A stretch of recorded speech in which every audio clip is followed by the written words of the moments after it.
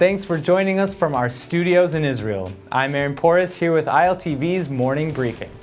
Speaking in Washington, D.C. last night, U.S. Secretary of State John Kerry addressed the Obama administration's latest move of abstaining at the UN Security Council during last week's contentious resolution vote. In defense of the resolution, Kerry said that despite our best efforts over the years, the two-state solution is now in serious jeopardy.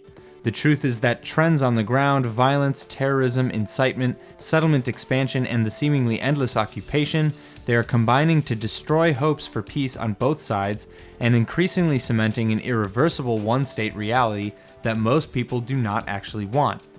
Palestinian officials like Chief Negotiator Saeb Erekat applauded Kerry's statements, and they weren't the only ones. French Foreign Minister Jean-Marc Ayrault hailed the Secretary of State's speech as clear, courageous, and committed to the two-state solution. France, too, has been pushing an initiative to restart peace negotiations between Israel and the Palestinians. Neither the Palestinians nor the Israelis will be in attendance at the French summit being held next month.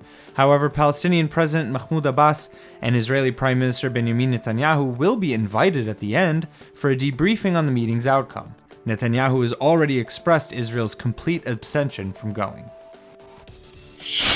While hailed by the French and Palestinians, among others, not everyone was so happy with the message of Secretary of State John Kerry's speech last night. He pointed to Israeli occupation and settlements as being the number one obstacle to peace. Prime Minister Benjamin Netanyahu responded to Kerry, accusing him of ignoring what is really important at the risk of the Israeli people. The Israeli premier said, quote, "What Kerry did was to spend most of his speech blaming Israel for the lack of peace by passionately condemning a policy of enabling Jews to live in their historic homeland and in their eternal capital of Jerusalem. Hundreds of suicide bombings, thousands, tens of thousands of rockets, millions of Israelis in bomb shelters are not throwaway lines in a speech. They're the realities that the people of Israel had to endure because of mistaken policies. Policies that at the time won the thunderous applause of the world. I don't seek applause. I seek the security and peace and prosperity and the future of the Jewish state." End quote. Senate Minority Leader Chuck Schumer from New York echoed Netanyahu's statements, saying that settlement expansion has nothing to do with Israel's security. He commented that Kerry seemingly forgot that when Israel dismantled settlements in the past, as they did in 2005 from Gaza, the response was a massive increase in rocket fire, as promised, something Israelis across the political spectrum vividly remember.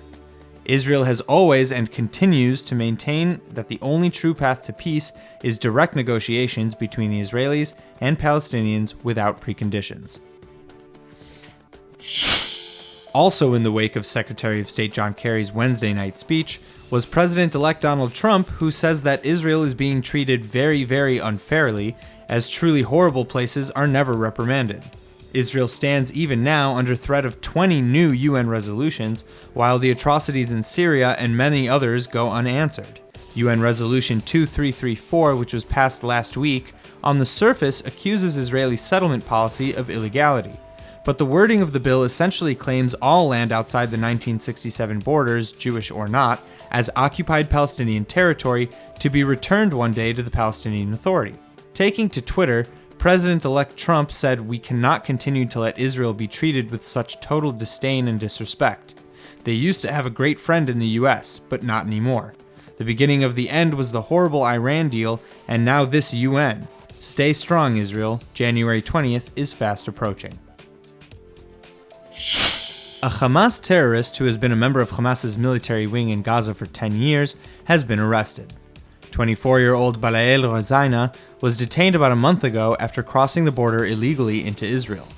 He's the brother of Mustafa Rozaina, head of the Hamas internal security apparatus in northern Gaza. The interrogation conducted jointly by the Shin Bet and the Israeli police yielded extensive information about Hamas's tunnel digging operations and methods, and its use of civilian facilities for military purposes.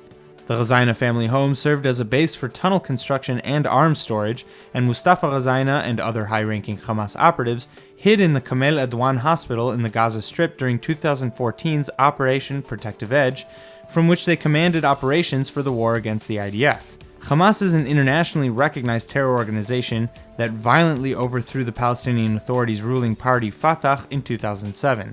They now rule over the Gaza Strip. That's all for now. I'm Aaron Porras, and see you later with our main daily broadcast from Israel at 2 p.m. Eastern Time.